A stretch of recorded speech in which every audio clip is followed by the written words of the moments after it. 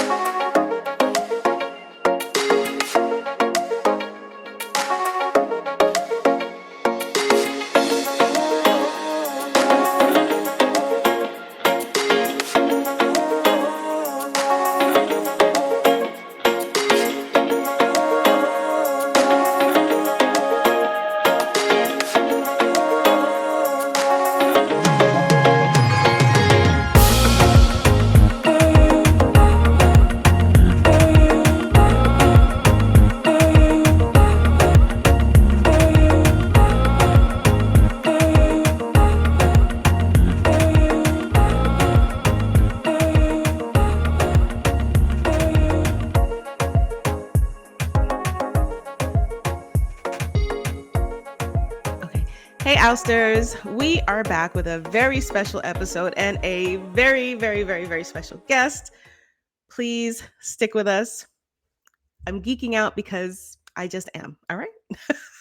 So we have a special guest today that someone I admire very, very much. And she's going to walk us through. Her name is Attorney Di on TikTok as well as on YouTube. And she's going to walk us through the Bill of Rights, which is the very first 10 amendments of the Constitution. And I don't know about you guys, but we learned about this in maybe elementary school. But here's what I can say for me. I don't remember. And you are not alone. I'm going to own it. I'm going to own it. And Attorney Di knows the Constitution like the back of her hand, the way that I see it. So, as we've been researching this, what we've ascertained, and which we'll verify once she hops on, is the Constitution, those first 7 articles really is the building blocks of our government, developing it, putting it together, what it should look like between the 3 different branches, legislative, executive, and that third one, which is not coming to me this moment.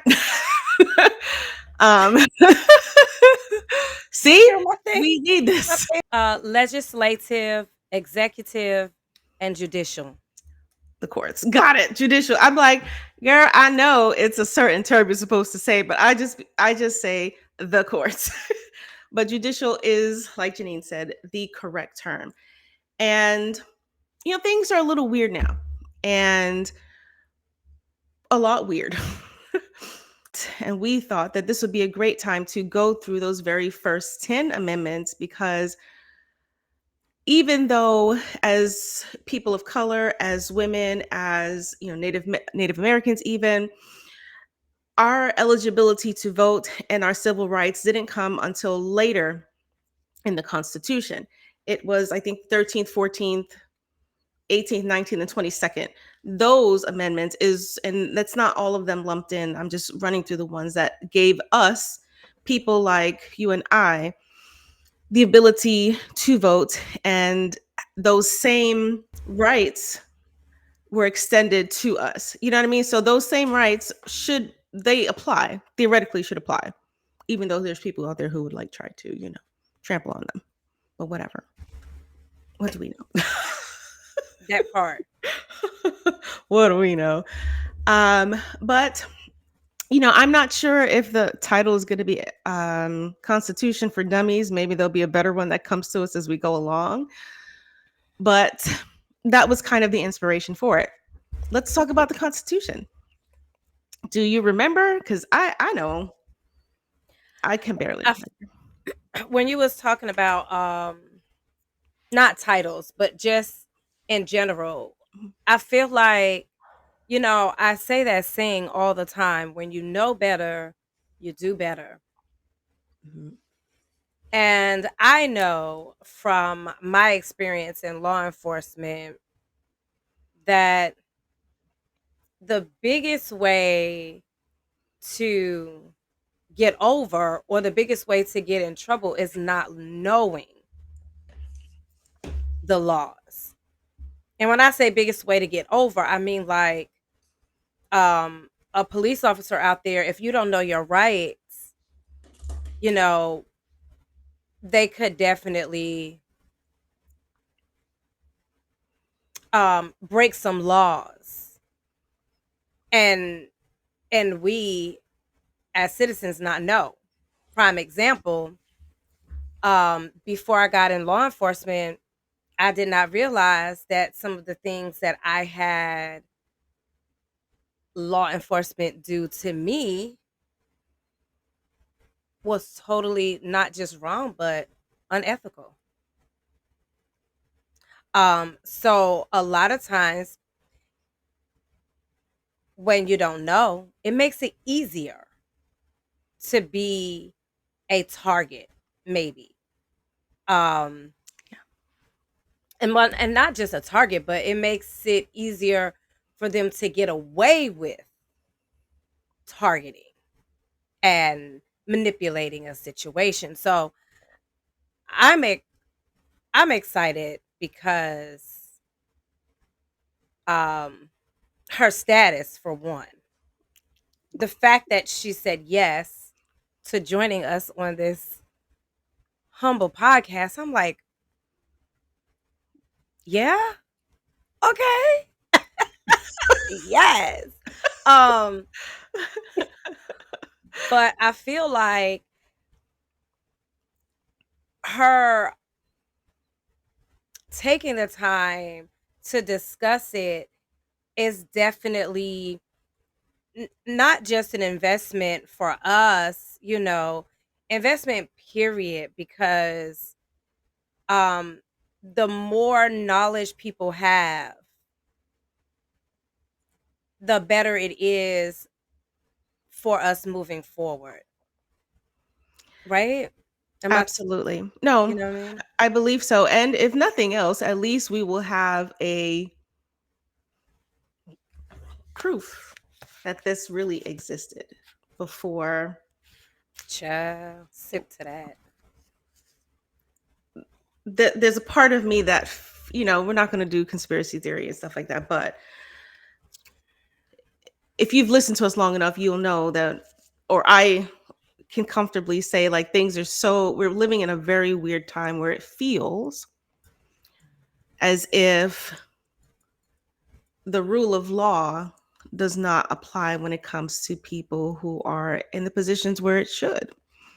That's what it feels like. It does. um, you can negate that, say that I'm not right, but this is my personal feeling. And I have a deep concern that the the way that we're headed, these things may change. So if nothing else, we should know what we are eligible for when it comes to our rights as citizens. And it's up to us to be more educated when it comes to that. I ain't gonna lie. Like, I'm very embarrassed about the fact that my youngest is about to start learning about U.S. government, and I'm sitting here like, I'm gonna learn too with you. We gonna learn together, boo. Cause I don't remember. Don't ask me no questions. Like, we were going through a lesson about the different types of rule, and it was like, democracy, autocracy, and the oligarchy. And I was explaining to him about, like, the king of England and stuff like that. And as I was explaining it to him, I was like, I think this might sound a little bit as if, and try to explain to him, like, we were under that rule at some point. But I'm like, it might sound to you like I'm looking at King Charles and Prince Stephen. It may sound as if there's an admiration. And I was like, this is all nice, but let's not forget that these are the same people. Like, not in a judgmental way, just in a factual way. Like, let's not forget that this monarchy is the same monarchy that kept the apartheid going in South Africa for well into the, what is it, 1980s.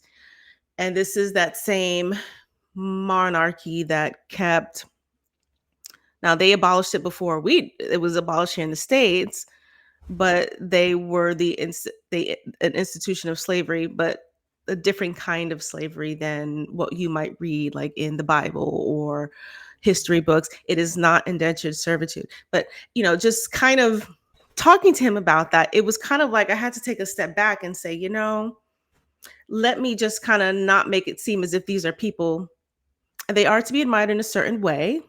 Like Queen Elizabeth, she was like a fucking battle axe. Okay. She seemed like she was.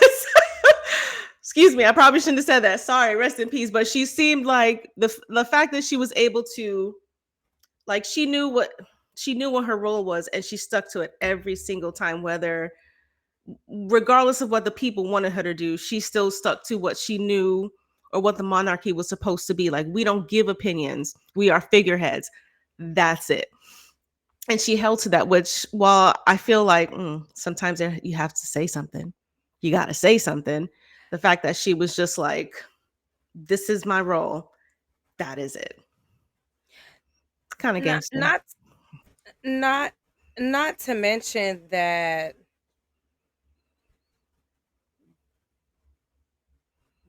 the US was people that didn't want that anymore. Mm-hmm. And that's how we are here today. And I guess maybe I can say it, but I feel like it's a lot of regression. Feels like that. I feel like it's a lot of regression. I'm like, I thought. Sorry about that. We are a little nervous because we hold you in very high regard. Oh, you're so sweet. Can you hear me okay? Yes, ma'am. Excellent. Excellent. So I know that we haven't officially introduced ourselves, so I'm like, but my official name is Tanya. That's my government name. Tanya, and my sister. I am Janine. Hello. And we are a little podcast that we're trying to grow. And we're in year 4 currently. And we are so very honored to have you here with us today. It's like, oh, you're so sweet. How we feel. Oh, I'm so happy. I'm happy to join. Especially, you don't need to have a big, huge podcast to have amazing work. So I love that. I love that. Agreed. Yay. We were just sharing a little bit, or my sister she was just sharing a little bit about how she feels like there's a level of regression when it comes to a lot of things. And I'll let her kind of go forward. And yes, so we were discussing you have to forgive my nerves, but we was discussing the Constitution, and me personally, my personal fear is that instead of progress, it's almost like we are regressing and going backwards.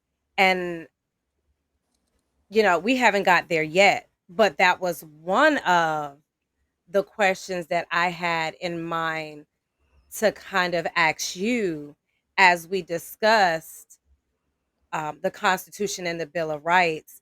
You being an attorney, and what is your concerns and your fears with the changes that you see, and how do you feel it's going to affect us moving forward?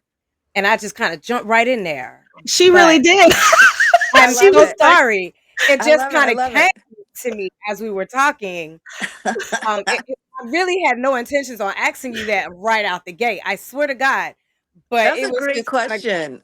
going in that direction. So I was like, give it to me because I like to know. 'Cause- Well, you bet. You just got to chase after those questions. Well, I think that's really valuable because the people versus the lawyers, because we have a different perspective on precedent and history and all of those things. We have so much insight into that we paid a lot of money for.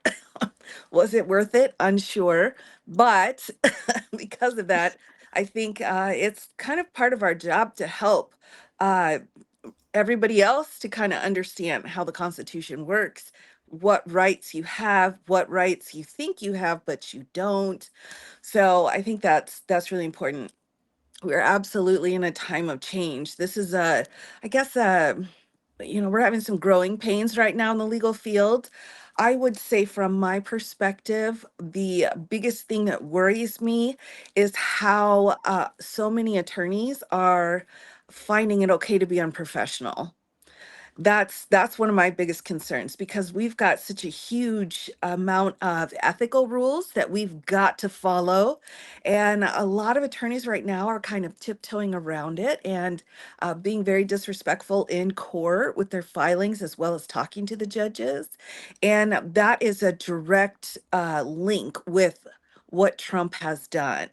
So because he has set that up, a lot of other attorneys are falling into place and saying, well, we'll just kind of do whatever we want and wait for the judge to try to come for us.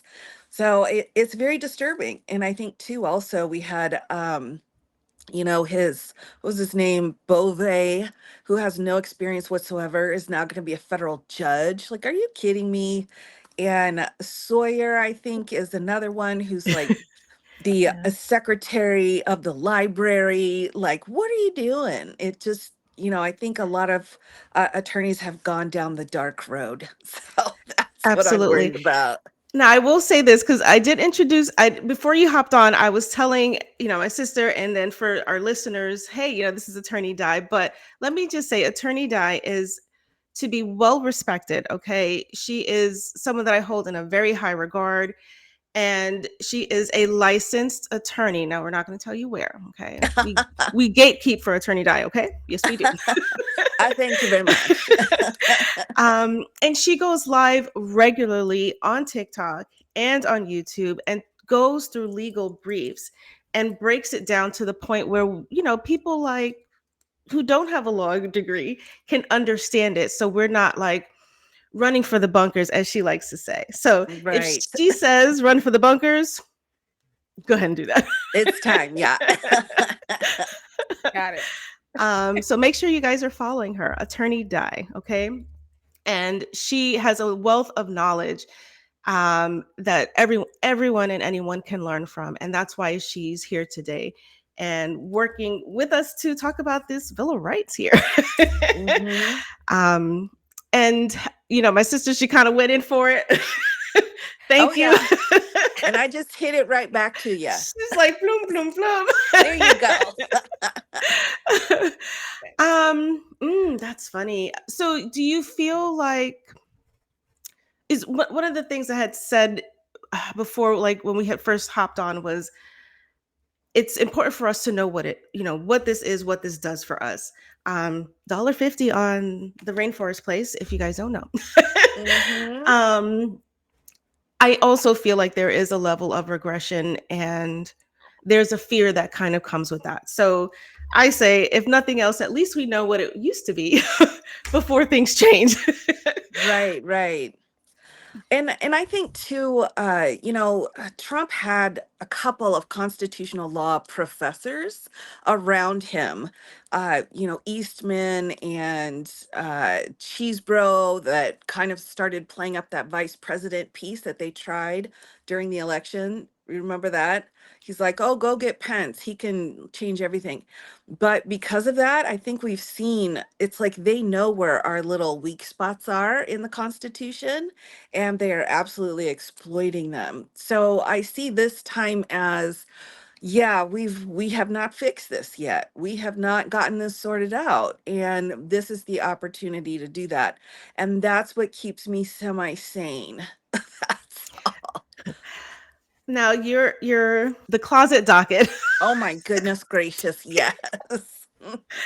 So Attorney Di has this wonderful, we call it, she calls it, so we call it with her, the closet docket that literally is breaking down like all of the different lawsuits that are currently in place. And I stopped counting somewhere around the 230, 250 mark, but she is on it. Yeah, I'm on it. I got you. Where are we now on those lawsuits, if you don't mind my We're asking? we're about no, we're about 325. Yeah. And we're about at 225 executive orders, which that's unheard of. It's absolutely unheard of. You said something earlier, and and I really wouldn't mind if you wouldn't mind um elaborating. You said earlier the rights that we think we have that we really do not have.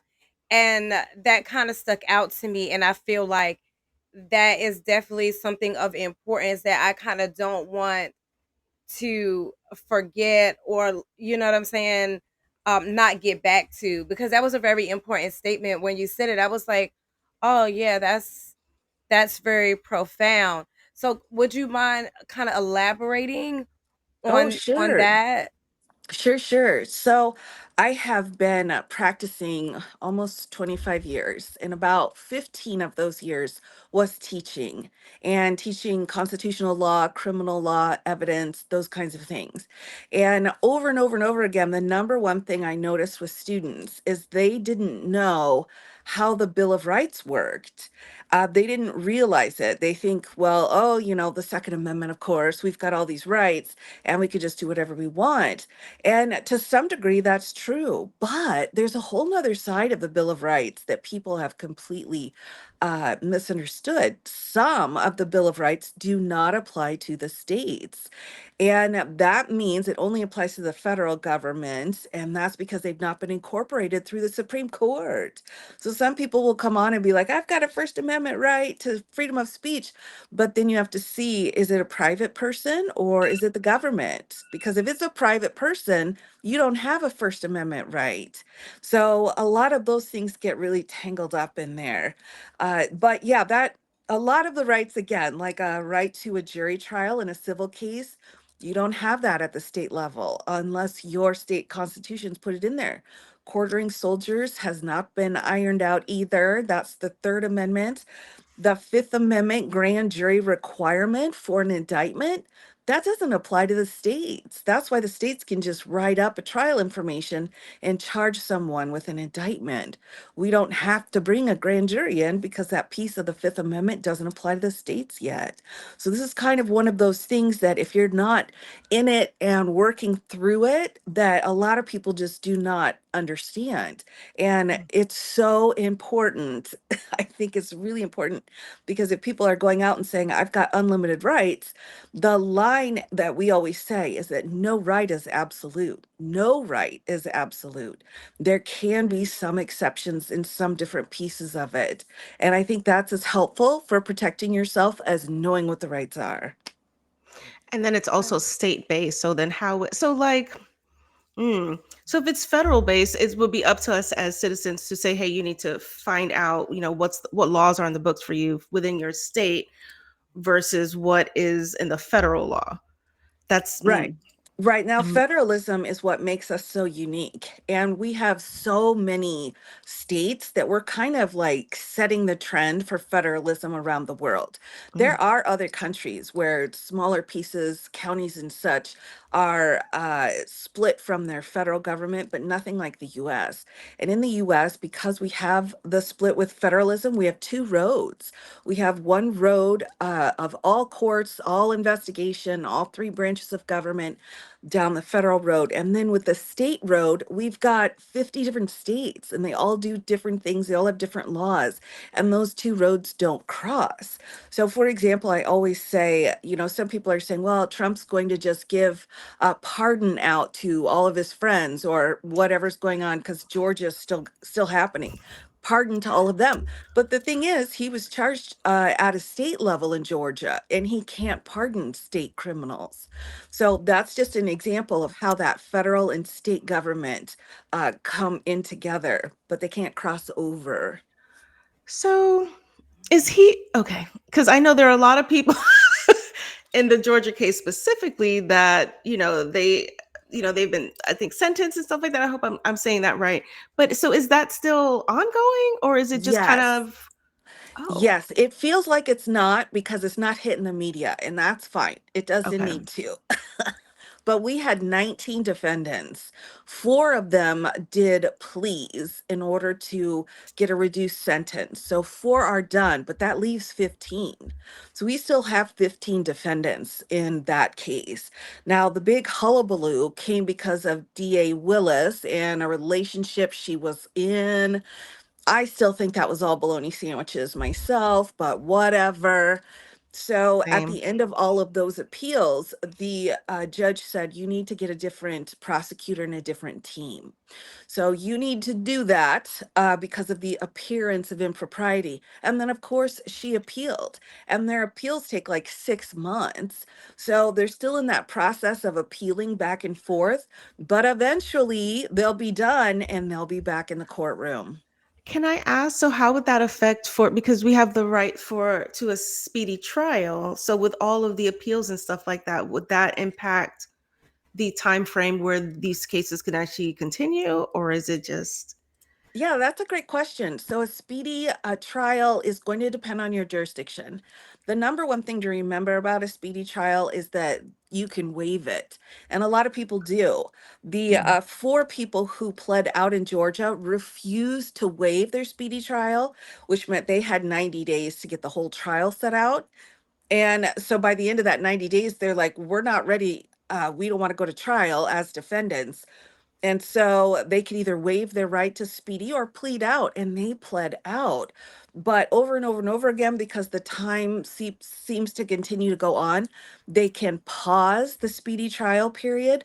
They can waive it. It's usually going to be in the judge's order. And when you're on appeals, if you have your case paused, then those days don't count. So it can be moved around quite a bit. The Florida case, actually, the classified documents case, that's the best example because Judge Cannon was like, okay, we're going to stop the clock for 2 months and then we're going to pick the clock back up again. And then she did and, screwed everything up. But whatever. oh, But Judge that Cannon? but that speedy trial date was just kicked down the road.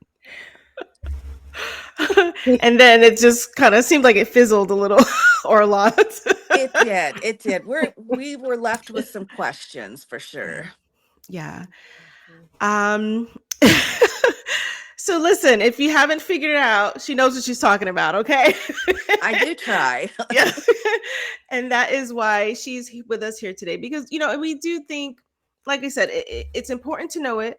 It's important to know what you, like she said, what rights you don't have, because there's caveats which a lot of us don't know. Right. Absolutely. And that's important to know. Would you want to take it like from 1 through 10 down the thing? Because we can Sure. share. Yeah. Okay. Found this little publication on the senate.gov. Oh, wait. Try this one. I was surprised. Frankly, I was surprised it was still there. These days, you never know. The shade.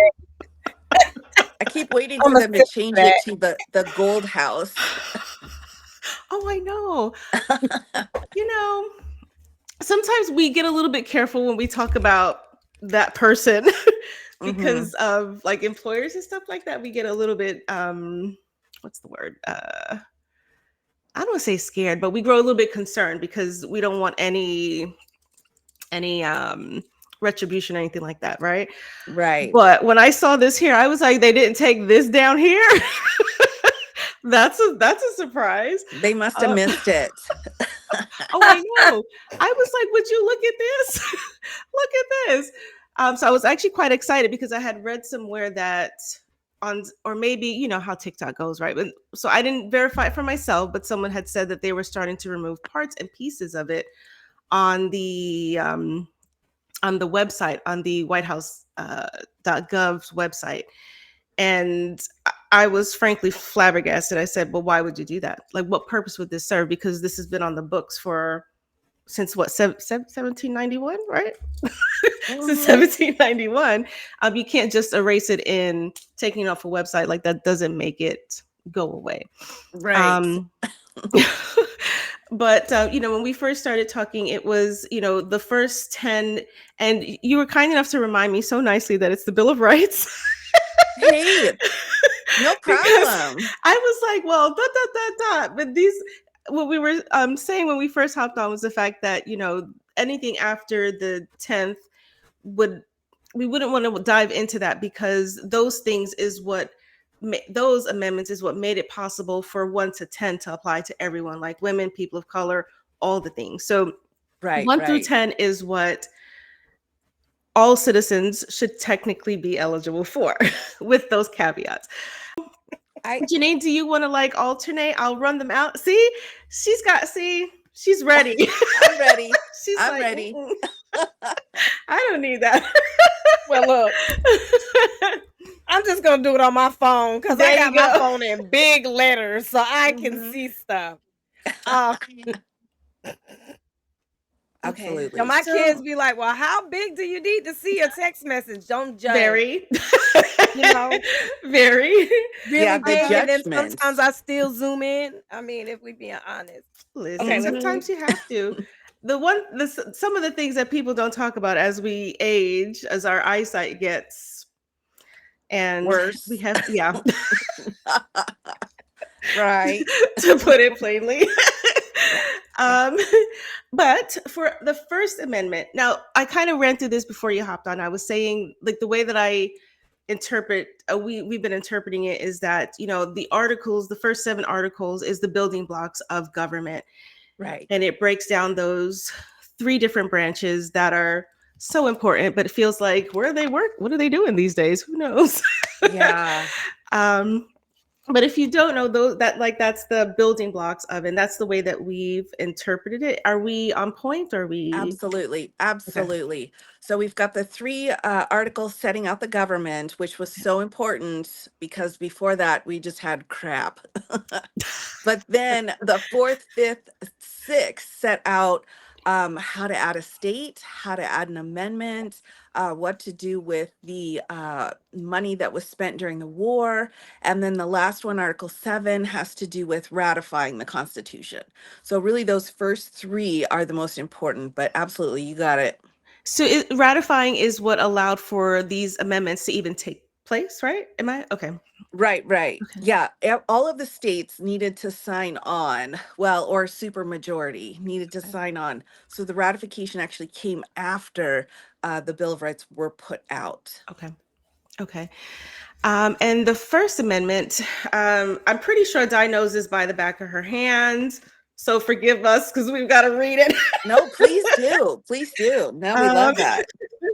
so the First Amendment states that the Congress shall make no law respecting an establishment of religion or prohibiting the free exercise thereof, or abridging the freedom of speech or of the press, or the right of the people peacefully to assemble and to petition the government for a redress and of grievances. That's a lot under that very First Amendment. Yeah, it is. Um, It's actually 5 separate pieces all put in there together. And the reason I think Madison wrote it this way is because he was barely able to get the Constitution, the 7 articles passed, because the states wanted these Bill of Rights. And he's like, we have to get the structure in place first before we go and talk about the rights. So when he finally did sit down and go into that First Amendment, he's like, the most important things, let's just shove it all into that First Amendment so people will stop bugging me about it. 1, So 2, 3, that's 4, 5. yeah, exactly. That's kind of how that went down. But it is a lot. It is a lot. Um, would you say so? Okay, so peacefully to assemble. That's like where if we wanted to like protest or something like that, we can do that. As long as you are abiding by like things like getting your permits and stuff like that. So as long as all of those things are done, you can peacefully assemble. Right. And then we, being able to say whatever it is you think is okay to say. But I Right. think Right. that sometimes it's misconstrued that, you might have you can say whatever you want to say, but that doesn't mean that there won't be consequences from the public, Right. employers, all those Right. things. And I mean, there are exceptions to every single piece of that. I can give you an exception. We could just start with um, the biggest exception is not to intrude in the exercise of your own religion, right? The Supreme Court has said, though, I don't care if your religion requires it, you may not marry two people, because we can't deal with that. So even if that's part of your religion, it's going to jack up our tax code. And so you can only have one person that you're married to. So that gives you an example of like you can free Mm. exercise all you want, but there are a few exceptions where the court has said you just can't do this. It's going to be too harmful for the population. So that was a big one. Another question came out from those kinds of cases. There's like one religion that has a giant snake involved, and so they were like sitting out on the sidewalk and like playing something, and the snake would come out of the basket. That's a true story, my friends. That is a true story. So they're like, Did you see my face? hey, yeah, it's true. It's true. They're like, hey, we don't want the snake around us. We're scared. And the courts are like, but that's how they practice their religion. And then the town was like, well, maybe they could do it somewhere other than on the sidewalk. And the court was like, you're right. You're right. So we can regulate kind of time, place, and manner for the protection of society, Mhm. but not say, you got to throw your snake away or whatever. I don't know what you do with a snake. That's a true story. I'm like, that's awkward. I don't know what to say about that one. Yeah, no, that's true. That's true. But they put those into place. And then of course, Okay. freedom of speech doesn't protect defamation. And we Mhm. had a test called clear and present danger, and we've modified it. But that's your classic yelling fire in a crowded room type situation. And then of course, we have the language meant to incite unlawful activity. That's not protected. And hate speech isn't protected. So those are all outside of the protection of the First Amendment. And then, of course, we have freedom of the press. Defamation goes into that as well. And then the right to redress grievances. And there are little bits and bobs in there because how the article set it out, the federal government has to agree to be sued. So that sucks, but we can still do it. So each little piece has those little exceptions. I think that's interesting. Well, we have to agree that you can sue us. Yeah, that was like a really big deal. Like Georgia, and it was a Georgia case too. Georgia screwing everything up over here. That's weird. Mm-hmm. I'm just Mm-hmm. saying, like, you can try, but only if Mm-hmm. we agree. Exactly. Exactly. That's true. That's true. Take a look at the 11th Amendment. Okay. Right after the Bill of Rights, Georgia came in and screwed everything up. Oh, Georgia. um, let's see. So for the Second Amendment, it says, so it also tells us the year. So 1791, that was also the year that it was fully drafted. And then within the same year, they're also adding the amendments. Amendment 1 is the one that everyone was pushing for. And then Amendment 2 was, okay, so sorry, Ginny, do you want to go to that one? The one with the Yes, militia in girl. it? Okay. Yes, while y'all was talking earlier, I was on here like I gotta find this to where I can read it. Now mine don't have the fancy dates, right? But I got the rundown, okay? All right. So maybe it's like footnotes or something. I don't know, but let me know. Okay, so amendment number 2, right to bear arms. A well-regulated militia being necessary to the security of a free state. The right of the people to keep and bear arms shall not be infringed. Girl, that's that one that they love. They love it, don't they? That Second Girl, Amendment. they love that, Mhm. don't they? Right. Mhm. So Mhm. the big thing with the Second Girl, Amendment got about this. Got that, this. that makes it different from the First Amendment is that they say make no law in the First Amendment, and that is not in the Second Amendment. The Second Amendment puts in shall not be infringed, where, they put it on a t-shirt or whatever. But that's really one of the big pieces when they argue the Second Amendment. So because they didn't add that line, shall not, so the law shall not be infringed as it pertains to the Second Amendment. Is that why we're having, is that why there are, how do I say this? And this is touchy. Hmm. It Is certainly is. because, I don't, is that why it's so hard to make things happen when it comes to this Second Amendment as far as making, now this is my personal opinion, much needed changes as to what that should look like, because nowadays there's no need for a militia. We don't really need that, and there's a lot of, I'm sorry, it's just like even just this week it's like some every, Oh yeah. Yeah. so I'm like, I'm trying to be dancing around it, but Hmm. because Well, I'm trying to be gentle with what's I happening right think now. if we just look to the, let me jump in here. Let me give you let me Thank you. reel you back in. I was like, the oh, we need No, you're changes doing here. great. You're doing great. The biggest thing about the Second Amendment that most people don't realize is that the Second Amendment did not apply to the states until 2008. Hmm? So the Second Amendment, right, that everybody said I've got, only applied in federal jurisdictions until the two cases, McDonald and then the Heller case, were passed by the U.S. Supreme Court, and that was in 2008. So I think one of the biggest problems we have is because that amendment is so young. It's like our youngest amendment, basically, that we don't have a lot of precedent in certain areas, and so this idea of a well-regulated militia or arms, those kinds of things, those definitions are still being worked out because we didn't have to deal with it before. Mm. Weird, right? Isn't that so weird? Yes. I I was like, know. 2008? Yeah, Yeah, I yeah, was letting it because sit. See yeah, my face. I was like, I gotta sit on that. yeah. Well, here's the big thing with the Second Amendment. The All the Bill of Rights, we kind of talked about already, but they did not apply to the state because of a case, Lochner. We won't talk about that case. But they didn't apply to the states. They were only supposed to be for the federal government. So the constitutional pieces had to be in front of SCOTUS.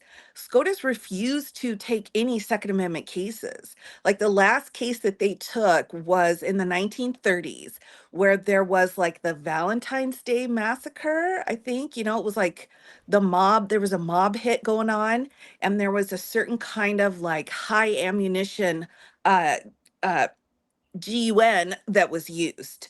And so the question became, can you use one of these like, 1930s machine guns? Is that okay for everybody to do that? And the court said, no, of course not. Of course not. And we're not going to allow that Second Amendment to apply to the states yet. So that was all the way back in the 30s. So we didn't have a decent case in front of the Supreme Court until after, 2000. And then they started going in and changing things and moving things around. And it was because of the gun zone signs on a school. An officer was walking by, and it's like he had to lock up his weapon. He couldn't carry it home. And that was the case that broke and put the Second Amendment to the states. So if I'm understanding, a police officer wanted the ability to bring his service weapon home, and Right, that's what got it to the Supreme right. Court? Yeah, yeah. I I- know, right? So crazy. In 2008, people. In 2008, that's the Heller case. So, and What? that changed everything. And so now when you hear those terms like history and tradition, which we heard a lot of in the Dobbs case, the abortion case, Okay. all of that history and tradition language is from that Second Amendment case. But how would that even apply to Dobbs? Like, okay, I don't want to go down. I was like, but it's the Second Amendment. How does that Right. apply to the? Okay. Well, he was using it. Scalia used that phrase, history and tradition, to say just because our weapons are different now, historically we would have allowed everyone to have a musket. Historically, that would be fine if you had weapons, but just because they're more advanced now doesn't take away what the intent was in the Second Amendment. And so that was being used in the abortion debate, saying, historically we didn't approve of abortion. This was not approved whatsoever. And even with Roe and Casey, it wasn't really approved. So Alito was like, history and tradition did not include this kind of privacy question. And so kicked the Dobbs case out. Wow. I know it's tea, isn't it? It really is. Can we Like, sip where's on my some tea cup? really quickly? Sip, That's right. sip, everybody. Mhm. Okay. Mm, wow. Mm-hmm. Mm. But it's funny because way before 2008, this the term of you've heard people quote this endlessly, like I have this right, I have this right, I have this right. But technically, before 2008, the states technically didn't. Right, right. Right, exactly. Wow. And because again, most people don't understand the incorporation doctrine because it's a legal doctrine. And who cares? I mean, if you're not working with the Constitution every day, like you don't need to know about the incorporation document. It just doesn't need to happen. But because of that, people would just say, yeah, I've got a Second Amendment right. But during that period of time, right before the case actually hit the Supreme Court, no, you didn't. I mean, if you're in federal land, sure. But if you're in a state, unless your state had rules to help with that, there was no Second Amendment right for you. This is okay. I'm like, I have a random question, and I think I'll ask it towards the end. Okay, I have the answer. No, I'm gonna shelf this one. Put pin in it. Yep. Okay, my can I just throw this out there? I'm like, well, then how does it apply to? Okay, forget it. I'm No, not no, even sure if no. it's important. No, But it's then how okay. does it apply to like okay, I'm gonna put a pin in it and then decide if I want to ask All it. right, all right. Mhm. Your choice, host choice, okay? Okay. I'm like, because I don't, because I'm not fully sure about the whole one part of it. And I'm like, so please forgive me No as I sit worries. here and second guess myself on that one. That's okay. It's okay. Now, for the third one, it's something the Third Amendment I thought was strange, and I guess it was necessary for the time because it reads, Okay. "No soldier shall, in time of peace, be quartered in any house without the consent of the owner, nor in time of war, but in a manner to be prescribed by law." But okay. Hmm. Hmm. I guess what kind of threw me was, well, it's not like this is something that we would technically need now because, in my opinion, but it Yeah. says that it says, okay, so no soldier shall in time of peace be quartered in any house without the consent of the owner, in peacetime nor in wartime, but in a manner to be prescribed by law. So basically, the Congress decides what that should look like. Is that how? Right, right. So the piece that says, but in a manner to be prescribed by law means there needs to be some kind of a regulation. Okay. Before this, before the Third Amendment, and actually, this was a huge issue at the time, one of the biggest. And it was something, too, that was even brought out in the Declaration of Independence because people were so upset about it. Because, and I refer to this as terrible, but I refer to this as the SA Amendment because all the redcoats would come into the colonist's home and do Mm, whatever they wanted with the children and the wife and take the take their property, take their sheep, to butcher, and they would just take everybody's stuff and harm their families. So this turned into a huge, huge issue, and that's why it's all the way up at the Third Amendment. Now, of course, we're not dealing with that these days, and the Second Circuit has acknowledged the National Guard kind of is the same as the soldiers are talking about here, but that's only in the Second Circuit. So that Third Amendment, again, is not applicable to the states outside of the Second Circuit Court. Because that was one of the things I was curious about, because now, the National Guard is in certain areas. So like, what does that look like? Where are they Mhm. being housed? And where are they being housed? And is it, I guess that was one of the It's things that, hotels. It's hotels okay. right now. I'm sure it's wherever Trump has some kind of property. They're putting them Ah. in it. But I mean, that's a valid question though, right? When you're trying to figure out how to put a whole bunch more people in a small area, where do they go? Where do they sleep? I'm about to be shady for a second. Ooh, Somehow I don't see okay. him putting anyone up in one of his hotels. Well, I mean, Just not for as a free. courtesy, because he is No, who he no, is. he charges like 5 times the normal amount. That's why they're going into his hotels, because they're like, oh, 100? No, they're going to be 500-600 a night. That's a true story. Fact check me, please. Wow. Yeah. I need a sip of tea. I know that Third Amendment, man. It's got so much history behind it. I know, I know. Some people are like, "What's the worst amendment?" And I'm like, "Seriously, it was the Third Amendment. Here's the stories. There's stuff behind it." So it's like he's wow, what a way to profit off Yes, of a yes. manufactured. And actually, there was a House committee that put together all of the millions and millions of dollars from the first term, and they set out exactly what hotel, who was staying there, and how much they were charged. Yeah, sorry. Wow. Sorry to bring everybody down. Whoops.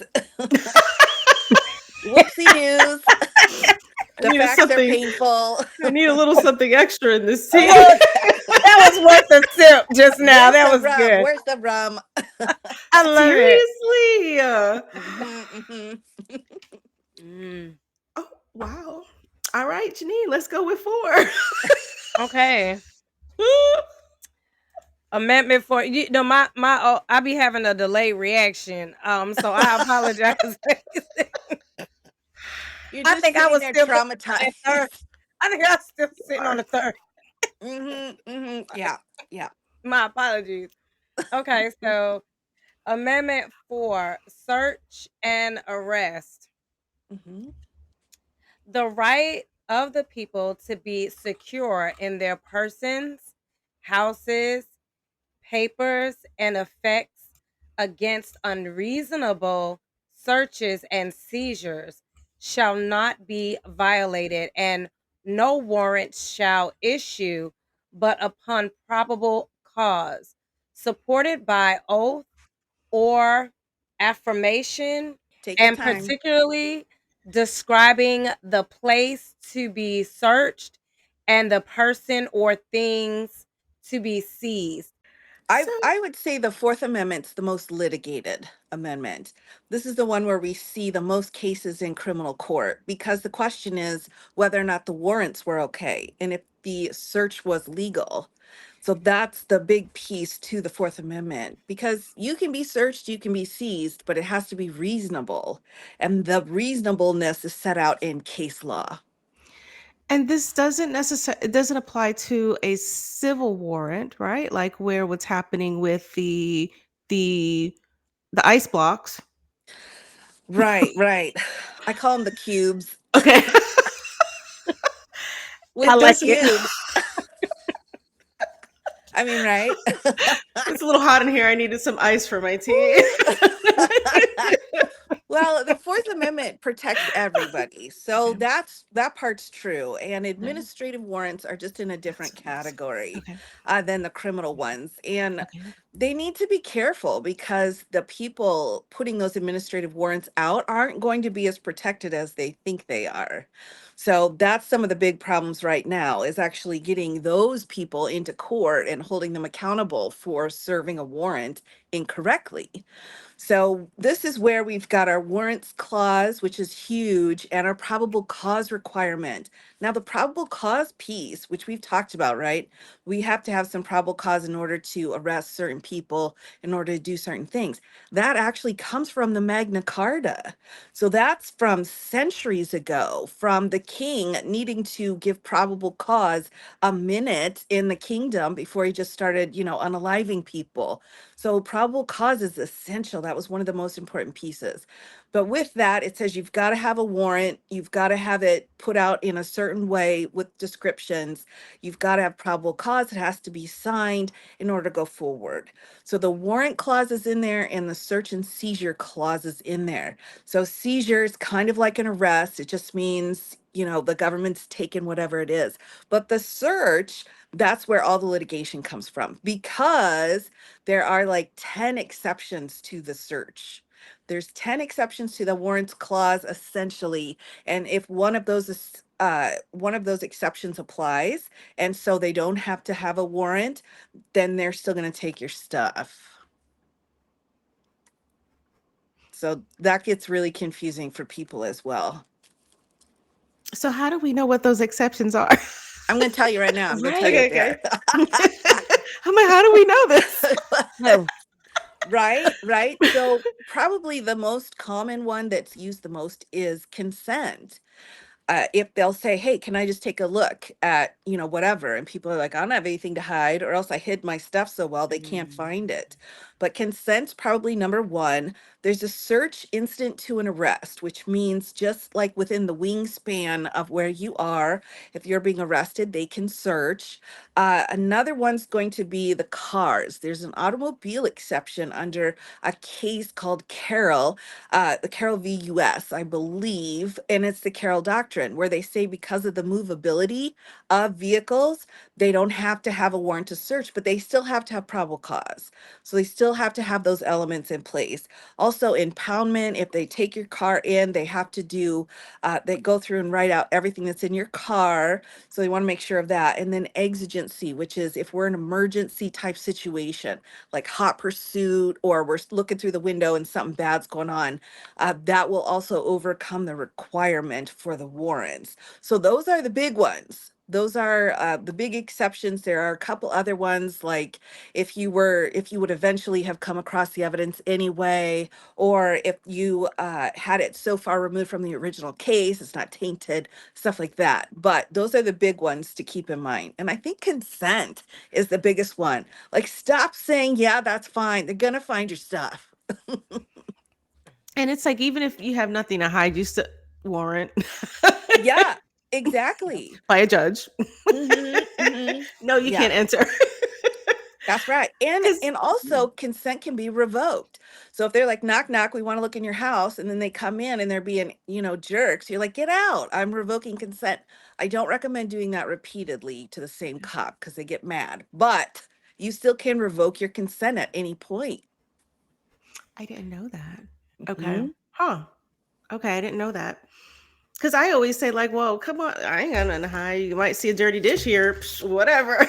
Hmm. But it could easily, like, if it was someone who, like, who wasn't a good officer, they could easily be like, oh, look what I found, and that's, I'm just not saying, Right. um, And actually, that's the one exception I forgot, the plain view exception. If mm, they see something that's illegal, they can grab it. Or plain smell is another one. It's in okay. the same route. That's why they're like, can you put your window down? And when you put your window down, it's because they can smell and they can figure out if you've been doing something. And so, based off of that, and as long as they have other pieces, that's probable cause to pull you out of the car. Hmm. Well, then how does that work? I mean, I guess it wouldn't apply in the states where, well, no, it would apply because I'm just thinking certain states that have legalized the wacky tobacco. I would imagine they still have the rule on the books that if you're under the influence, that still. Yep. Okay. And the influence piece of it is very important, because some officers have told me when I've done trainings that it's actually harder to detect if alcohol is easier to detect than marijuana. And Really? yeah, because they can cover it up with regular cigarette smoke. So what you're trying to smell is what they're trying to cover. So if someone's super smoky, it's like, have you been doing a doobie? Let's talk about that. So, and of course, you're not supposed to drive or do any of those things if you're under the influence. Yeah. Hard stance. I agree. I don't care. Mm-hmm. Mm-hmm. Right. One Facts. too many, take a cab. Mm-hmm. Not in Mm-hmm. the day That's of right. Ubers. No That's right. excuse. Right. I mean, come on. I mean, It's just way too easier now to get a ride.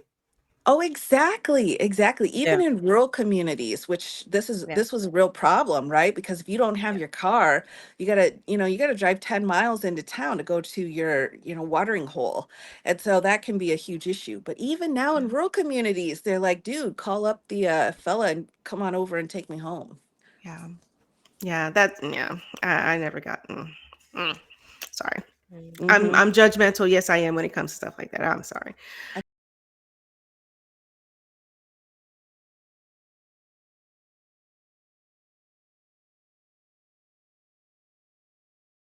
Thank you so much for watching this episode. Please don't forget to like, follow, and share.